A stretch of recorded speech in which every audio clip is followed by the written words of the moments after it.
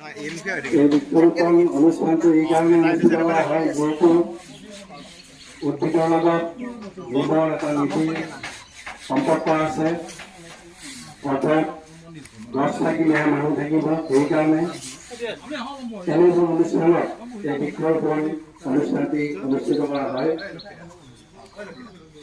এই গাছটোৰ জৰিয়তে আমাৰ গোটেই অঞ্চলৰ উন্নতি কামনা কৰিছোঁ। যিহেতু গাছটোৰ ইয়াৰ জৰিয়তে আমাৰ গোটেইখিনি গাঁৱৰ মানুহ একত্ৰিত হোৱাৰ এটি মঞ্চ সৃষ্টি হৈছে। পৰিশেষত